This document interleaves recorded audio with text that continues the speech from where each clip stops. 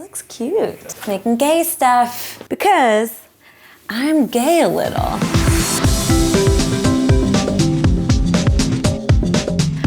So friends, this is a vlog to talk about my own queer journey and my experience through this life. I'm in no way trying to comment on anyone else's journey. Everyone else has their own different, unique experience. So I'm not saying that this is how it is for everyone or anyone, but this is just my own story and what it's been like for me. Talking about sexuality in general is a very personal thing, and I don't want to assume anyone's situation. So before we even begin, I want to put up some resources on the screen here. Let's go here.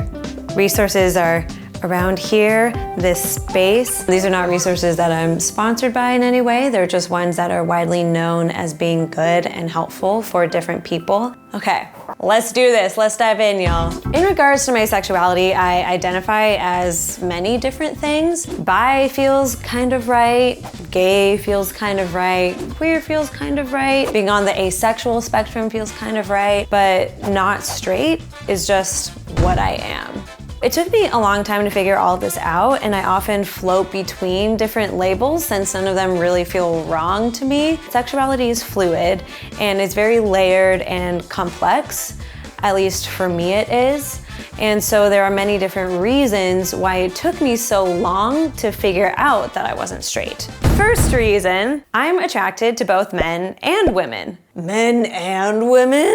Yes, men and women. And since I'm attracted to both, when I was growing up, I was able to recognize my attraction to guys and then not even really give any weight to the women that I was attracted to or might have been attracted to. I'm sorry, my friends were all gorgeous, but I just didn't have those types of feelings for them. Sorry. Reason number dos. I recently discovered that I am on the asexuality spectrum. Everything is a spectrum. It's true though. About a year ago, I first heard the term demisexual.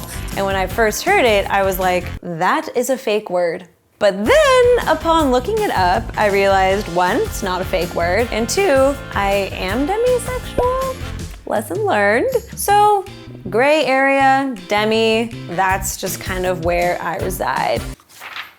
But it made it so that I rarely had crushes on anyone, regardless of gender, and I only happened to have crushes on the men growing up in my life. Let's move on to point number 3. I grew up very Christian. I went to Christian schools, I went to church every Sunday, I was a youth group kid, played keys in the youth group band, memorized Bible verses. I was in it. It wasn't forced on me in any way. It wasn't anything that my parents made me do or anyone else made me do. It was very much a choice and I loved it. But in church, I was taught that homosexuality was a sin and that if you had those feelings, you should not act on them. So let's unpack that. Anytime I'd hear the teaching, I would always think, well, you know, now that you say it, I do kind of wonder what it would be like to, I don't know, like kiss a girl or something. That may be like kind of nice. Yeah. That would be kind of nice. Oh well, I like boys, so that means I'm straight. So therefore everyone else is probably thinking the same thing because they're straight, I'm straight. Everyone just wonders about a hypothetical person of the same gender that they might want to kiss or hold hands or just like envision themselves with, but it's just a vision. I'll pray to God. It's nothing, I'm straight. That's what I thought. Not the case. I was gay, not everyone else. Oh. Baby gay Chantel was so confused. But growing up, the only types of sexualities that I was taught about was homosexual and heterosexual. And since I liked boys, I therefore landed in the heterosexual category. And because I am demi, my hormones were not raging. I probably had a crush on only 2 or 3 guys in high school and had hypothetical feelings about girls whenever my church would tell me that I shouldn't. I didn't have an unmistakable crush on a girl until I was about 23 or 24. But you're not allowed to go on there. James, buddy, I made my bed and now you get to lay under it. He gets lonely and he wants to come and play with me. Bye, James. I'm a mother. I didn't fully have an unmistakable crush on a girl until I was about 23 or 24, and I call her my light bulb crush, because she was my light bulb sexuality moment. It was just like, oh, okay, I don't have crushes on anyone, and for some reason, this girl is here, and I just immediately am so attracted to her. That never happens to me, and so it took something like that in order for me to no longer deny, hey, I like girls too. This isn't just a pray it away sort of thing. This is a thing that's slapping me in my big old gay face. And we're just gonna go with it and journal about it and call our friends because we're a little freaked out by it. Despite Lightbulb playing this huge pivotal role in my sexuality, I, of course, had a crush on her for 2 days and then was completely over it. Now that we actually know each other, not so much into it, but thank you for your service. So after I met Lightbulb, I called one of my best friends, Julie. I just needed an ear to be like, hi, met this girl and I like her, and what do I do? Because I like boys and I'm straight. But I've never asked her what it was like from her point of view to get that frantic baby gay call. So let's see. Julie is also straight. Hi. Hi. I miss you. I miss you too. You're all the way in New York. You're so far. I'm so far. Well, you found out at the same time that I found out that I wasn't straight, basically. I remember it very clearly. You called me and I was on the treadmill.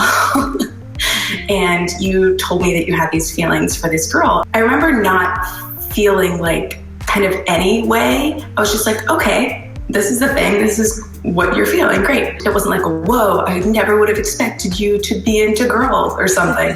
And it wasn't like, oh, I saw this coming. It was just kind of like, okay, this makes sense. I don't know if that makes sense, but that's kind of how it felt. So then I was like, I'm gay?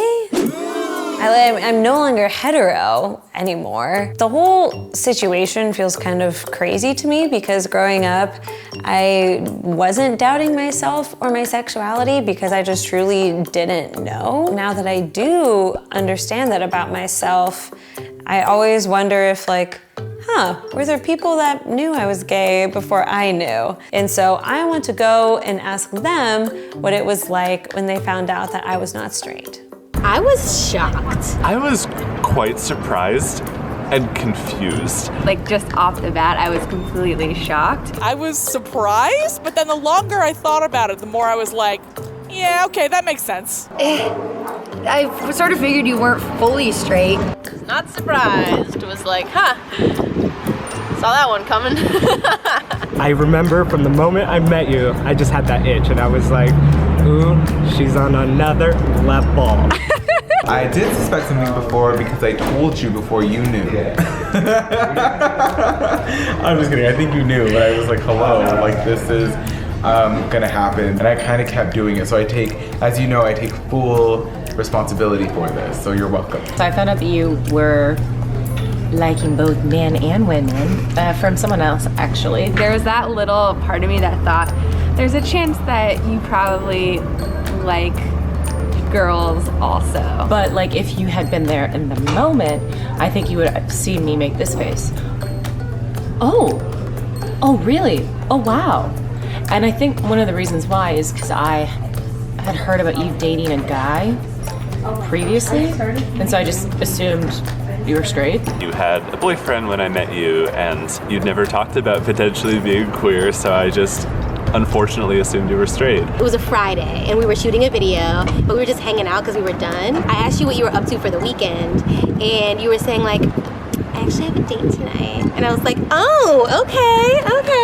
And you were just like, it's with this person who was a woman. And I was just like, You were kind of putting out hints for a while.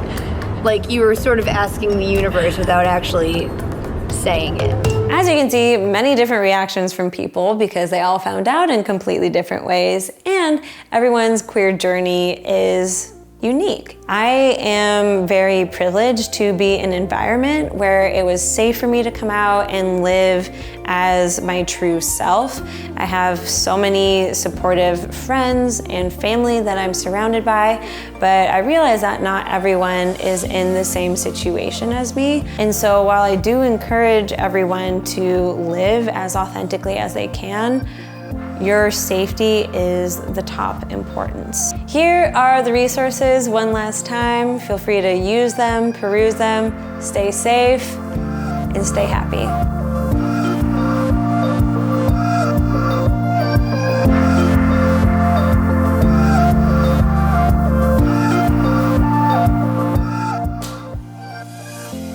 James, Mommy's talking about being gay.